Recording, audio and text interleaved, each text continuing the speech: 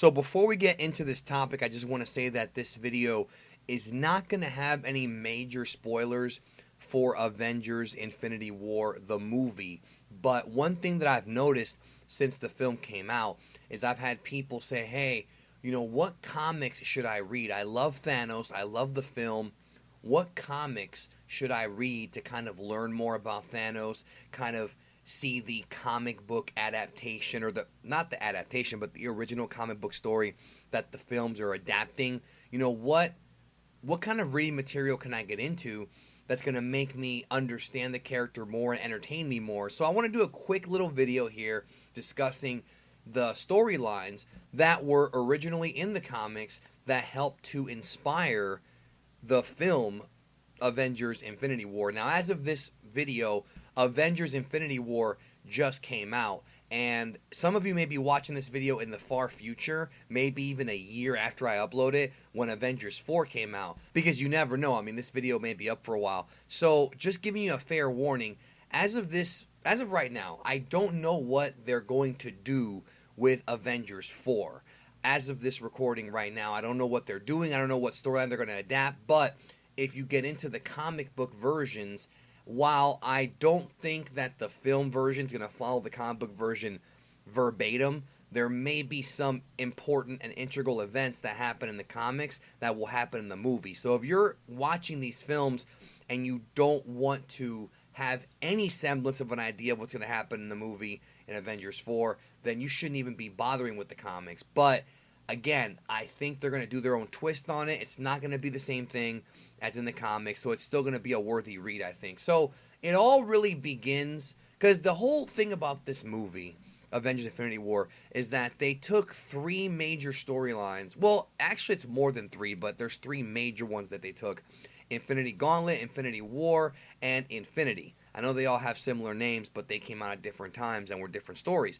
Now, there were aspects of all these different storylines that are integrated into this movie, but the one that really sort of was the basis for this plot is what's called the Thanos Quest. So that's where I would begin. I would begin reading the Thanos Quest, because the Thanos Quest is, just like the title says, Thanos' quest to collect the Infinity Stones. Now, obviously, in the comic version, Thanos' motivations are different than in the movie version significantly, so don't expect Thanos to be the same character. I'm saying this for all the people out there who have not read the storyline. I know we have a lot of hardcore fans who watch these videos. This is more so for the casuals, but I think that's a good place to start. Now, when it comes to the Infinity Stones themselves, they were teased in several different issues of the Silver Surfer comic, and I'm not going to get into those. I don't feel they're really that necessary if you're looking for more so the Thanos storyline, but there is some backstory stuff that you can look into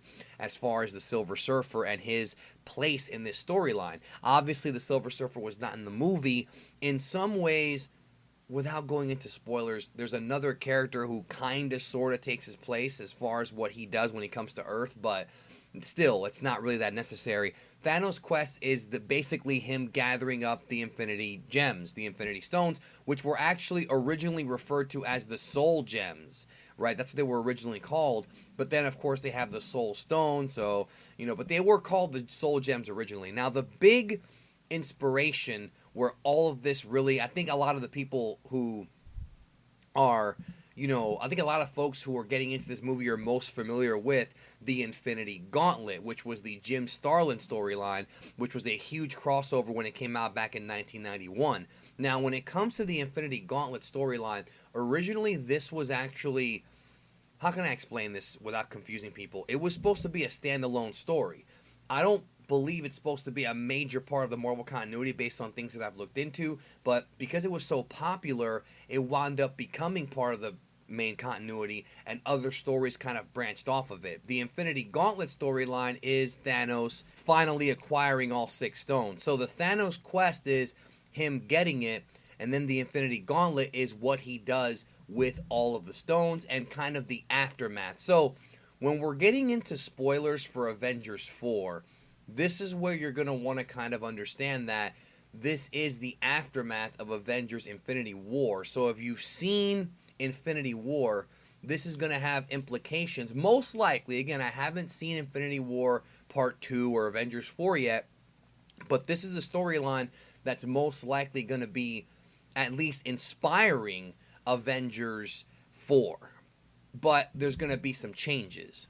But I still think you should read it because it might give you more anticipation for what we might see in the film. But again, there will be differences because there's different characters involved and things like that in the comics that aren't going to be in the movie version and vice versa. Now, after you finish Infinity Gauntlet, which I think is the main core of this story, that wasn't the end. In 1992, the Infinity War storyline began. Now, the Infinity War storyline in the comics is not the Infinity War movie storyline. That's not the same thing at all. They chose to call the movie Infinity War, but really Infinity War is not Infinity War in the comics. There's references to things, of course, and adaptations, but really it's Thanos Quest with a little bit of 2013's Infinity, which we're going to get to here in a minute. But Infinity War, even though Thanos might be in the story, it's not his story. It's the story of Adam Warlock and what happens after he acquires the Infinity Gauntlet. I mean, at this point,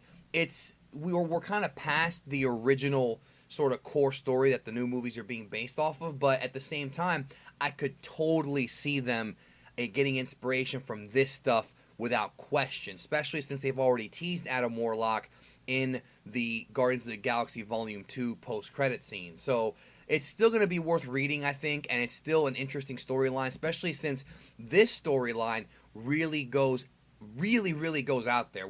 This is the storyline that involves a lot of the cosmic entities, the living tribunal, so it just gets bigger and bigger and bigger and escalates more and more and more. And of course, this is also written by Jim Starlin too.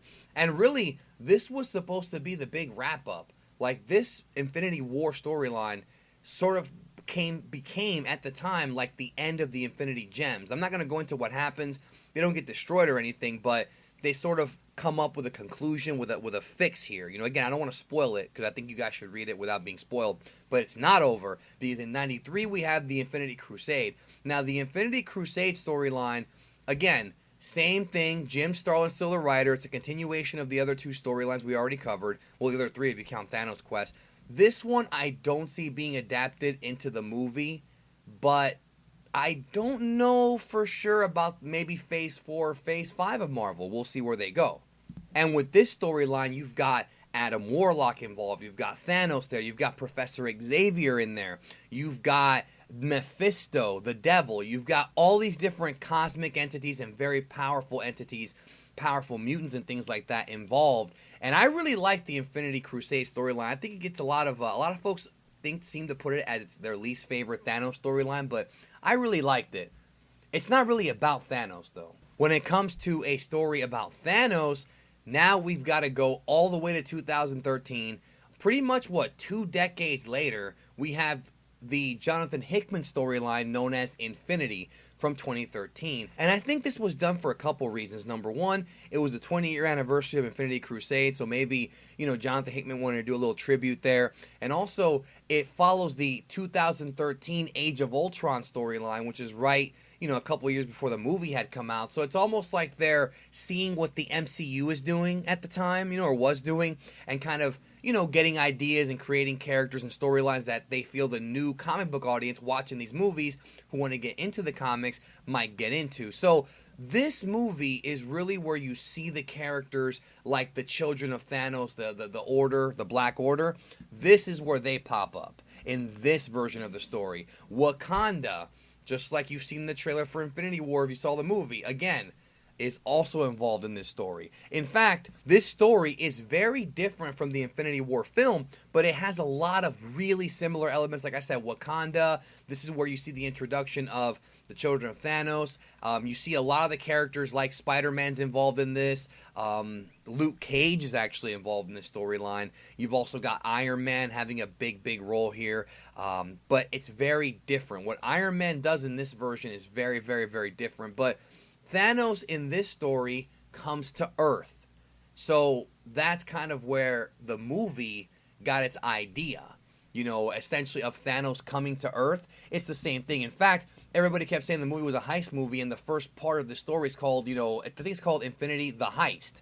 There you go. And there was also a lot of MCU influence during this time because you saw kind of the new Guardians of the Galaxy, Star-Lord and Rocket Raccoon in them, who were not in the original team way back in the day. They're involved in some of the crossover stuff here. Same thing with Captain Marvel. There's a few different characters that sort of fit more with the modern MCU in this story. So you really have to read all of them, I think, to really get a grasp of where the Russo brothers, Kevin Feige, and not just them, but also the writers of Infinity War, Christopher Marcus and Stephen McFeely, that's where they kind of got their inspiration. So you see that all these storylines helped to influence and mold what would become Avengers Infinity War. There's a few other things here and there, but those are the main four you should check out.